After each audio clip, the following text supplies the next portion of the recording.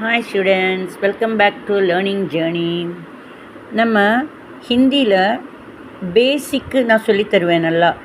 அதாவது ஒருத்தங்களுக்கு ஹிந்தி தெரியாது அப்படின்னா என்னன்னு தெரியாது அப்படிங்கிறவங்கள நான் ஹிந்தியில் ஓரளவுக்காவது எழுத வைக்க தெரியும்.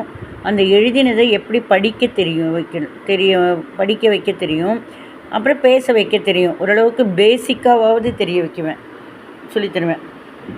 பெரிய அட்வான்ஸ் லெவல் இல்லாட்டியும் தெரியல அப்படின்னு வரவங்கள ஓரளவுக்காவது தெரிய வைப்பேன். பேசிக் லெவல், அடிப்படை ஹிந்தி இந்த மாதிரி.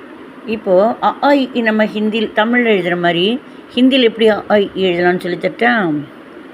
உங்களுக்கு 1 2 3 எல்லாம் தெரியுமில்ல, அப்போ உங்களுக்கு ஹிந்தி வரும்.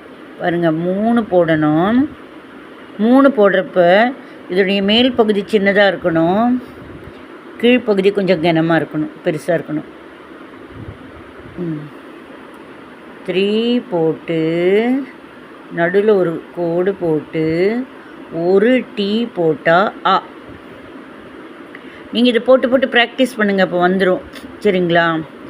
3 போட்டு நடுவில் ஒரு கோடு போட்டு ஒரு டீ போட்டால் ஆ. ஆங்கிறப்ப நம்ம தமிழ்லேயே ஆ, அப்புறம் ஆங்கிறப்ப ஏதோ ஒன்று எக்ஸ்ட்ரா சுழிச்சுடுவோம் இல்லையா? இங்கே பாருங்கள், இப்போ ஆ பார்த்தோம் இல்லையா? அதே மாதிரி இதில் 3 போட்டு, அதே மாதிரி 3 போட்டு இந்த நடுவில் ஒரு கோடு கொடுத்து 2 டீ போடணும். மேலே ஒரு கோடு, அதான் டீனாலே 2 கோடு போட்டு மேலே ஒரு தலையில் ஒரு கோடு தானே. 2 டீ போட்டால் 2 கோடு போட்டு தலையில் ஃபுல்லாக கோடு போடணும். அப்போ 2 டீ. 3 போட்டு நடுவில் ஒரு கோடு போட்டு ஒரு டீ போட்டால் ஆ. 3 அதாவது கீழ்ப்பகுதி கனமாக இருக்கணும், பெருசாக இருக்கணும் மேல் பகுதியை விட.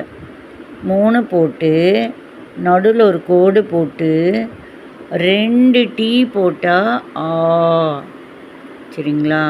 நம்ம தமிழில் கூட இதை ஆ அப்படின்னு எழுதிக்கலாம். இது ஆ. அடுத்தது இ.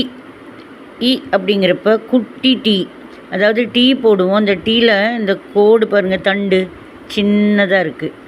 அது முடிகிற இடத்துல நம்ம இங்கிலீஷில் சாதாரணமாக எஸ் போடுவோம் இல்லையா? எஸ் போட்டு இந்த முடிக்கிறப்ப கொஞ்சம் சுழிச்சு விடணும். டீ போடணும், அதோட தண்டு பகுதி சின்னதாக இருக்கும். குட்டி டீன்னு நான் சொல்லுவேன். எங்கள் அம்மா ஹிந்தி பண்ணிட்டு, அதனால் எனக்கு ஓரளவுக்கு அம்மாவோடதும் புரியும். அம்மா எனக்கு சொல்லி கொடுத்துருக்காங்க ஓரளவுக்கு. எஸ் போட்டு சுழிச்சு விடணும். இதுதான் இ. இது என்னது?